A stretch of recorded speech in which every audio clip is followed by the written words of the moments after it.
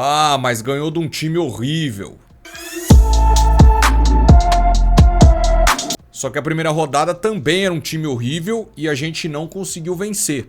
Time horrível, diga-se de passagem, que ganhou do Argentinos Júniors 3-0 na Argentina, hein? O Racing meteu 3-0 no Argentinos Júniors na Argentina. Por conta disso o time é forte? Não, o time é uma bosta, continua sendo uma bosta. E na minha opinião continua sendo um vexame o Corinthians não ter vencido os caras na primeira rodada. Agora pegamos um time mesmo nível, fraco e goleamos. Então beleza, vamos conversar sobre a partida. Então seja bem-vindo ao meu canal.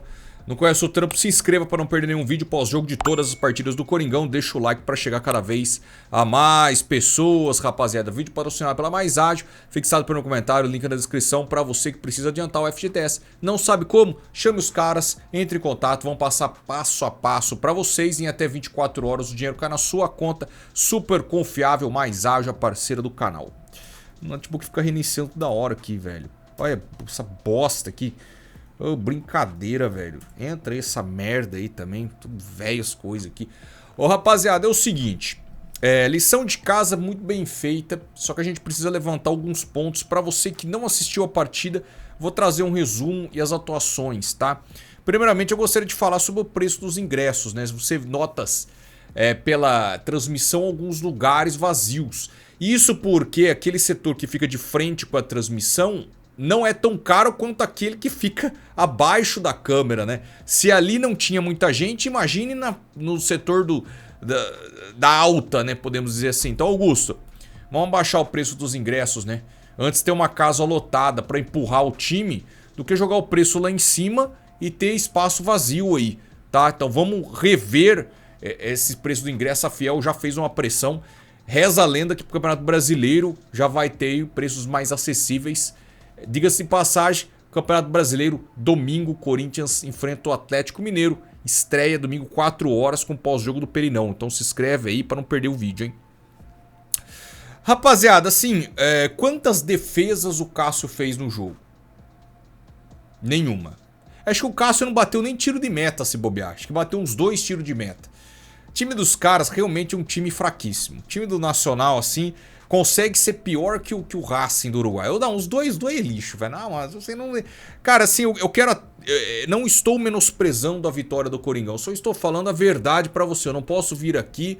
Ah, mas o Corinthians bateu no... Não bateu em ninguém. Bateu em bêbado. O Corinthians fez mais que obrigação vencer o jogo, tá? O time dos caras é ruim. Ruim com força, tá? Só que dessa vez a gente conseguiu se impor. Coisa que não fizemos na semana passada. O Corinthians, desde o primeiro minuto, se impôs, agrediu, criou as oportunidades e foi sólido na defesa. Não tivemos nenhum jogador que você olha assim e fala, pô, o cara estragou. Não, o Corinthians, todos os jogadores foram bem. Defensivamente, não teve trabalho. O quarteto defensivo não teve trabalho. Cássio, Fagner, Gustavo Henrique, Fagner, Félix Torres na ordem, né? Fagner, Félix Torres, Gustavo Henrique e o Hugo não tiveram trabalho. Então como que eu vou fazer um resumo para vocês? Não tiveram trabalho, simples. Não foram exigidos em nenhum momento. Mas dentro do que se colocaram a fazer, tiveram a exigência ali, eles foram bem. Aí vamos começar a ter um debate mais legal, porque no meio campo o Antônio escalou o Fausto e o Ranielli. Eles intercalavam quem ficava entre primeiro volante e segundo volante, até porque os dois, na minha opinião, são primeiro volante e rendem melhor de primeiro volante. Ranielli, mais uma partida daquele nível Ranielli de apresentação, se não for o melhor, é um dos melhores jogadores do Corinthians na temporada. E eu gostaria de chamar a atenção para o Fausto. O Fausto, que é um jogador que acho que eu sou um dos únicos que defende ainda a permanência do Fausto, que ainda acredita no futebol do Fausto Vera. Eu venho falando isso, não é porque hoje ele foi bem. Mesmo no futebol ruim que ele vem apresentando e não é de hoje, ele fez um 2023 uma catástrofe. Eu ainda acredito no futebol do Fausto e hoje ele foi bem. Ah, mas bateu em bêbado. Sim, bateu em bêbado, mas ele foi bem. Então assim, rapaziada, eu repito, não é menosprezando a vitória do Corinthians. A gente já pegou time ruim assim e não conseguimos jogar bem. Então hoje o Corinthians pega um time limitado, só que o Corinthians, os jogadores conseguem demonstrar um bom futebol, como o Fausto Vera, que é um cara criticado e com razão, não é porque eu acredito ainda no futebol do cara que eu vou passar pano. Ele tá sendo criticado com razão porque ele não tá jogando, mas hoje ele foi bem. Conseguiu ter tranquilidade para trabalhar a bola, boa saída de jogo, na marcação as poucas vezes que teve que ser exigido, ele foi bem. Então eu gostei do Fausto. O Raniel, repito, dispensa comentários. O Garro também dispensa comentários, mas uma boa partida. E o trio de ataque, que foi o grande destaque do Corinthians. Romero, 2 gols e 1 assistência. O Yuri Alberto fez um gol e deu assistência. E o Wesley não fez gol, não deu assistência, mas teve participação aí na maior parte das jogadas ofensivas, dando um trabalho infernal. Como vem jogando a grande válvula de escape do Corinthians na temporada, que é o Wesley, né? E ainda no segundo tempo entra Mateuzinho, tira o Fagner, e o Antônio foi muito inteligente, porque o Nacional tinha acabado de ter um jogador expulso e com razão. Né, o cara, pô, 4x4, velho. Puta, um touro daquele, deu uma puta de uma pisada no Félix Torres. Ainda bem que não foi nada mais grave, né? Mas uma puta de uma cavalada violenta ali. Foi expulso, né? E aí o Antônio tira o Fagner, que já tinha amarelo. Então o Fagner, pra dar aquela fagnada, aquelas merda que ele gosta de fazer, era isso aqui, né? Então o Antônio já tira ele, coloca o Mateuzinho, que entra bem. O Mateuzinho entra bem. E depois no finalzinho do jogo ainda entra Pedro Raul, entra Coronado, entra Paulinho, entra Pedro Henrique. E aí o Coronado coloca a bola com a mão na cabeça do Pedro Raul para fazer o 4º gol do Corinthians, né? Coringão 4x0, sem susto, superior do início ao fim.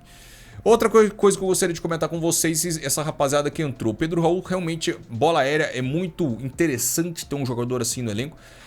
Não vou mudar minha visão que eu tive no vídeo do Pedro Raul. Eu não pagaria nunca 25 milhões num jogador no nível do Pedro Raul. Nunca, mas nem se colocasse uma arma na minha cabeça eu ia pagar 25 milhões num jogador no nível do Pedro Raul.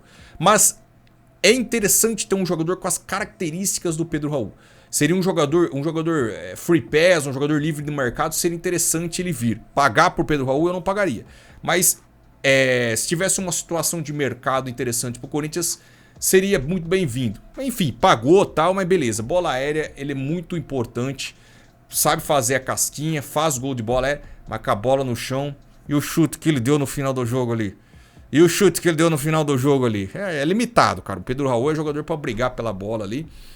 Coronado, note-se aí uma qualidade. Realmente é um jogador que quem acompanhou um pouco ali da carreira do atleta vê que ele é um jogador que tem um bom passe, um bom lançamento e um bom chute. Não é um jogador muito de vigor físico, não é um cara que vai correr, que vai dar carrinho, que vai fazer box to box. Não, mas é um cara que com a bola no pé é um cara diferenciado. Você viu o tapa, o cruzamento que ele deu pro Pedro Raul? Então é um jogador interessante ter essas características.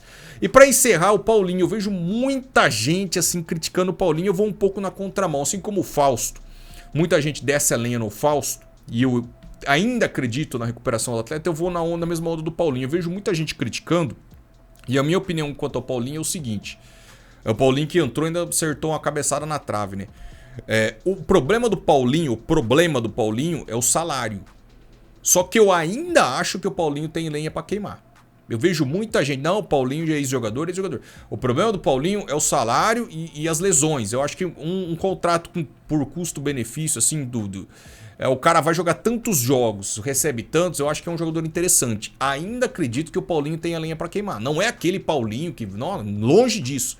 Mas assim, é um jogador importante. É um jogador que tem a chegada, é um jogador que finaliza muito bem, tanto de cabeça quanto chutando. Você viu a matada que ele deu pro Yuri Alberto?